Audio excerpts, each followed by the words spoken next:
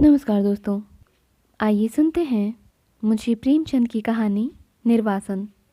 लेकिन उससे पहले अगर आपने अभी तक मेरे चैनल को सब्सक्राइब नहीं किया है तो प्लीज़ मेरे चैनल को सब्सक्राइब कर लें और वीडियो को लाइक और शेयर करना ना भूलें। तो आइए शुरू करते हैं आज की कहानी निर्वासन। परशुराम, वहीं वहीं दलान में ठहरो। मर्यादा, क्यों? क्या मुझ में कुछ छूत लग गई? परशुराम, पहले यह बताओ, तुम इतने दिनों कहाँ रही? किसके साथ रही? किस तरह रही?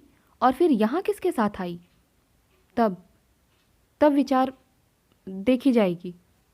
मर्यादा, क्या इन बातों के पूछने का यही वक्त है? फिर अवसर ना मिलेगा? परशुराम, हाँ, यही बात है। तुम स्नान करके नदी से तो मेरे साथ ही निकली थी, मेरे पीछे पीछे कुछ देर तक आई भी थी। मैं पीछे फिर फिर कर तुम्हें देखता जाता था, फिर एकाएक तुम कहाँ गायब हो गई? मर्यादा, तुमने देखा नहीं? नागा साधुओं का एक दल सामने से आ गया। सब आदमी इधर उधर दौड़ने लगे। मैं भी धक्के में पड़कर जाने किधर चली गई। जरा भीड़ कम हुई तो तुम्हें ढूंढने लगी, बासु का नाम ले लेकर पुकारने लगी, पर तुम दिखाई ना दिए। परशुराम, अच्छा तब? मर्यादा, तब मैं एक किनारे बैठकर रोने लगी। कुछ सूझ ही न पड़ता था कि कहाँ जाऊं, किससे कहूं। आदमियों से डर लगता था। संध्या तक वहीं बैठी रोती रही। परशुराम, इतना तूल क्यों देती हो? वहां से फिर कहाँ गई? मर्यादा, संध्या को एक युवक ने आकर मुझसे पूछा, तुम्हारे घर के लोग खो तो नहीं गए हैं? मैंने कहा, हाँ।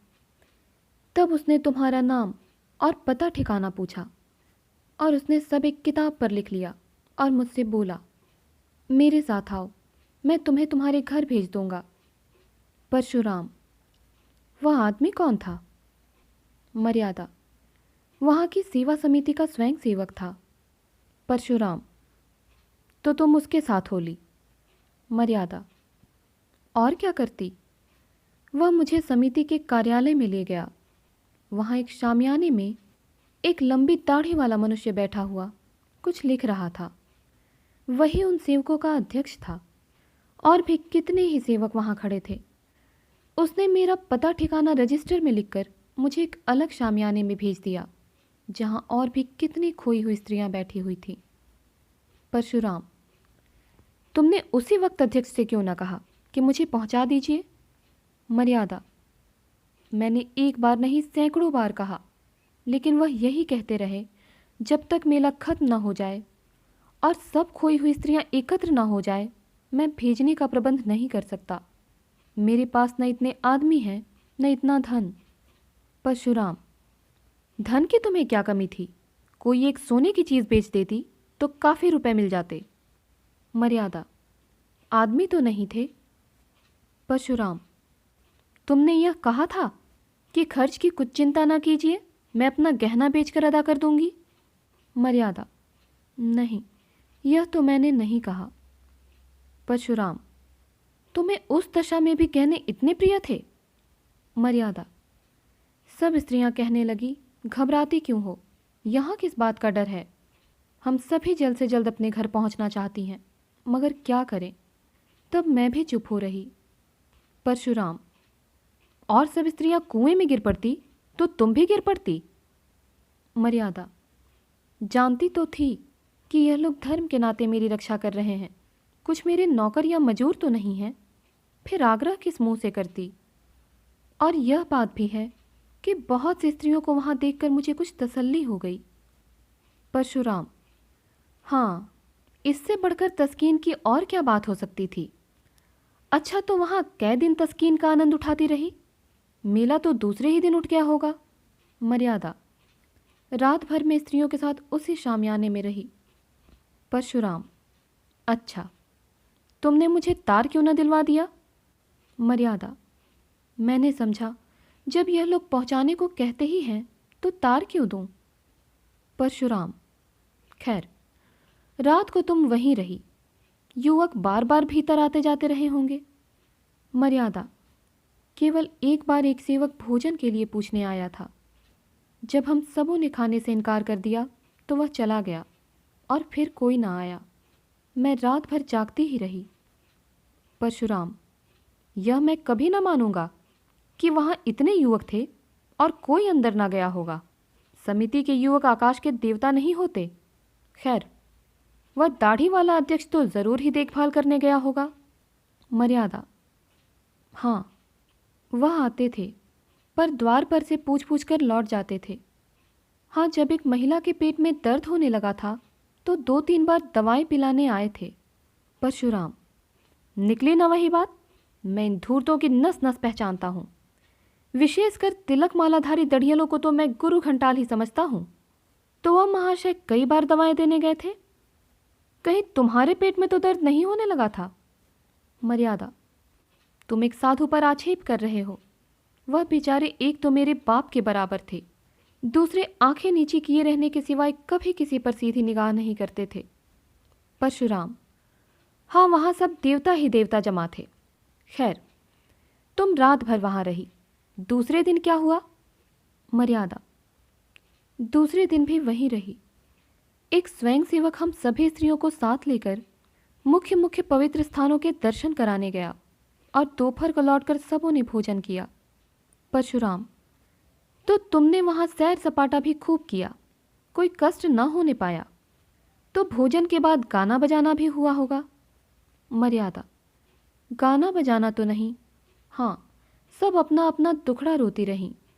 जब शाम तक मेला उठ गया तो 2 सेवक हम लोगों को लेकर स्टेशन पर आए। परशुराम, पर तुम तो आज 7वें दिन आ रही हो और वह भी अकेली। मर्यादा, स्टेशन पर एक दुर्घटना हो गई। परशुराम, हाँ, यह तो मैं समझ ही रहा था। तो क्या दुर्घटना हुई? मर्यादा, जब सेवक टिकट लेने जा रहा था तो एक आदमी ने आकर उससे कहा, यहाँ गोपीनाथ की धर्मशाला में एक बाबूजी ठहरे हुए हैं, उनकी स्त्री खो गई है। उनका भला सा नाम है, गोरे गोरे लंबे से खूबसूरत आदमी हैं। लखनऊ में मकान है, झबाई टीले में। तुम्हारा हुलिया उसने ऐसा ठीक बयान किया कि मुझे उस पर विश्वास आ गया। मैं सामने आकर बोली, तुम बाबूजी को जानते हो? वह हंसकर बोला, जानता नहीं हो तो तुम्हें तलाश क्यों करता फिरता हूँ? तुम्हारा बच्चा रो रो कर हलकान हो रहा है। सब औरतें कहने लगी, चली जाओ, तुम्हारे स्वामी जी घबरा रहे होंगे। स्वयं सेवक ने उससे 2-4 बातें पूछकर मुझे उसके साथ कर दिया। मुझे क्या मालूम था कि मैं किसी नरपिशाच के हाथों में पड़ी जाती हूँ। दिल में खुशी थी कि अब बासु को देखूंगी, तुम्हारे दर्शन करूंगी। शायद इसी उत्सुकता ने मुझे असावधान कर दिया। परशुराम, तो तुम उस आदमी के साथ चल दी। वह कौन था? मर्यादा, क्या बतलाऊं कौन था? मैं तो समझती हूँ कोई दलाल था। परशुराम, तुम्हें यह ना सोची कि उससे कहती जाकर बाबूजी को भेज दो? मर्यादा, अधीन आते हैं तो बुद्धि भी भ्रष्ट हो जाती है। परशुराम, कोई आ रहा है। मर्यादा, मैं गुसल खाने में छिपी जाती हूँ। परशुराम, आओ भाभी, क्या अभी सोई नहीं? 10 तो बज गए होंगे। भाभी, वासुदेव को देखने को जी चाहता था भैया, क्या सो गया? परशुराम, हाँ, वह तो अभी रोते रोते सो गया है। भाभी, कुछ मर्यादा का पता मिला? अब पता मिले भी तो तुम्हारे किस काम की? घर से निकली हुई स्त्रियां थान से छूटी हुई घोड़ी हैं, जिसका कुछ भरोसा नहीं। परशुराम, कहाँ से कहाँ मैं उसे लेकर नहाने गया। भाभी, होनहार है भैया, होनहार। अच्छा, तो मैं जाती हूँ। मर्यादा बाहर आकर, होनहार नहीं है, तुम्हारी चाल है। वासुदेव को प्यार करने के बहाने तुम इस घर पर अधिकार जमाना चाहती हो। परशुराम, बको मत, वह दलाल तुम्हें कहाँ ले गया? मर्यादा, स्वामी, यह न पूछिए, मुझे कहते लज्जा आती है। परशुराम, यहाँ आते तो और भी लज्जा आनी चाहिए थी। मर्यादा, मैं परमात्मा को साक्षी देती हूँ कि मैंने उसे अपना अंग भी स्पर्श करने नहीं दिया। परशुराम, उसका हुलिया बयान कर सकती हो? मर्यादा, सांवला सा छोटी ढील का आदमी था, नीचा कुर्ता पहने हुए था। परशुराम, गले में ताबीजें भी थीं? मर्यादा, हाँ थी तो। परशुराम, वह धर्मशाले का मेहतर था। मैंने उससे तुम्हारे गुम हो जाने की चर्चा की थी। उस दुष्ट ने उसका वह स्वांग रचा। मर्यादा, मुझे तो वह कोई ब्राह्मण मालूम होता था। परशुराम, नहीं मेहतर था, वह तुम्हें अपने घर ले गया?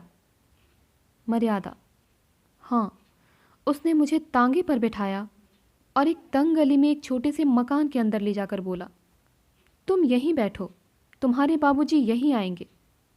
अब मुझे विदित हुआ कि मुझे धोखा दिया गया। रोने लगी। वह आदमी थोड़ी देर के बाद चला गया और एक बुढ़िया आकर मुझे भांति भांति की प्रलोभन देने लगी।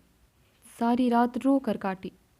दूसरे दिन दोनों फिर मुझे समझाने लगे कि रो रो कर जान दे दोगी, मगर यहाँ कोई तुम्हारी मदद को ना आएगा।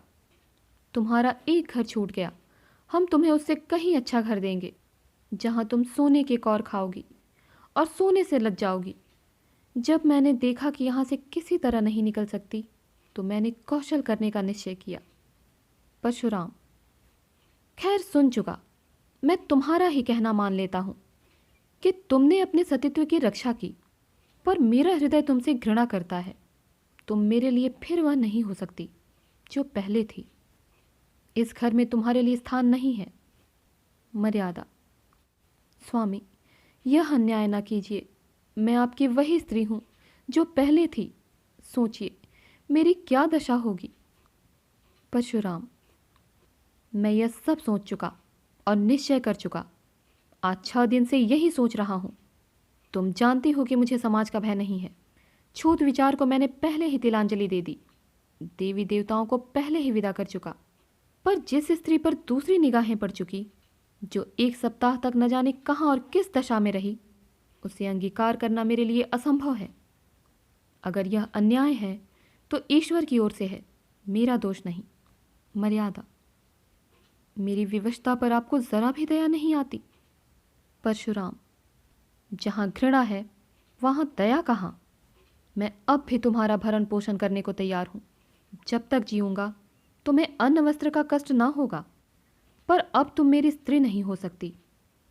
मर्यादा, मैं अपने पुत्र का मुंह न देखूं अगर किसी ने मुझे स्पर्श भी किया हो।